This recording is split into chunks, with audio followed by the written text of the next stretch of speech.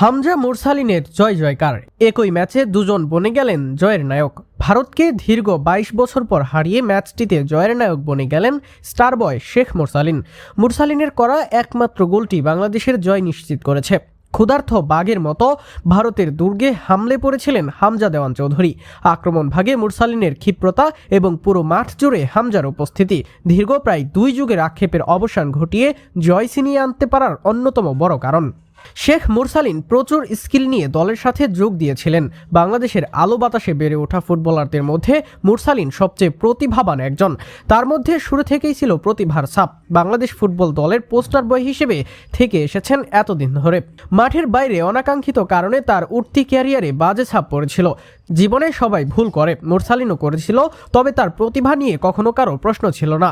নিয়ম মানার ক্ষেত্রে পথ হারিয়ে ফেলে সময়টা কিছুটা নষ্ট হলো, তবে মুরসালিন নিজেকে হারিয়ে যেতে দেননি।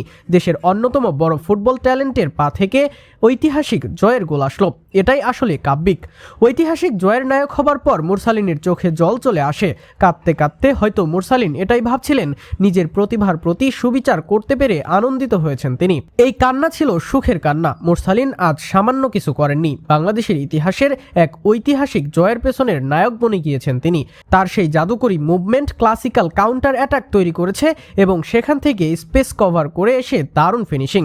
মোটেও চারটিখানি কথা নয়, বিশ্বমানের গোল মুরসালিন করে দেখিয়েছেন। গ্যালারিতে উপস্থিত থেকে ম্যাচটি দেখলে মুরসালিনের জাদুকরী সেই শৈল্পিক মুহূর্তটা ভালোভাবে দেখা যেত, কারণ টিভি সেটের সামনে বসে এটা তেমন বোঝার উপায় থাকে না।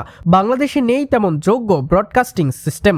এমন ক্লিনিক্যাল ফিনিশিং সচরাচর দক্ষিণ এশিয়ার ফুটবল অঙ্গনে দেখতে পাওয়া যায় না। শেখ মুরসালিন বাংলাদেশ ফুটবলের লম্বা রেসের ঘোড়া। ঝাঁকড়া চুলের ফুটবল শিল্পী হামজা চৌধুরী তো দলের সাথে যোগ দেওয়ার পর প্রতি ম্যাচেই ম্যান অব দ্য ম্যাচের পারফরমেন্স করে আসছেন। এ আর নতুন কি, হামজা নিত্যদিন যা করেন গতকাল ভারতের বিপক্ষেও তাই করলেন। হামজার জন্য যা ডাল ভাত, আমাদের দক্ষিণ এশিয়ায় এসে তা মুরগ পোলাও। হামজার স্ট্যান্ডার্ড অনেক উচ্চ, এতটাই বড় মাপের খেলোয়াড় তিনি, যা অনেকের অনুমানের ঊর্ধ্বে। প্রিমিয়ার লিগ এবং উয়েফা চ্যাম্পিয়ন্স লিগের পরে গুরুত্ব বিবেচনায় সবচেয়ে এগিয়ে এফএ কাপ। সেই এফএ কাপ জয়ী ফুটবলার হলেন হামজা চৌধুরী। লেস্টার সিটির হয়ে মহাকাব্য রচনা করেন। এবার এসেছেন নারীর টানে দেশের মাটিতে। এসেই যেন রীতিমতো উড়ন্ত ফর্মে Hamza Chowdhury. Goal line clearance করে নিশ্চিত এক গোল খাওয়া থেকে বাঁচিয়ে দিয়ে বাংলাদেশকে ঐতিহাসিক জয় উপহার দিলেন তিনি। 18 কোটির ভালোবাসার চাদরে মোড়ানো একটি দেশ এখানে এসেও মহাকাব্য রচনার শুরুটা করে দিয়েছেন। খেলোয়াড় হামজা চৌধুরী যতটা না সেরা, তার থেকেও মানুষ হামজা চৌধুরী বেশি মহান। তার যতটুকু অ্যাবিলিটি রয়েছে ডেডিকেশনের বেলায় তা ঢের এগিয়ে। বাংলাদেশকে ভালো কিছু উপহার দিতে হামজা যেন নিজের শেষ রক্তবিন্দু ছাড় দিতে প্রস্তুত।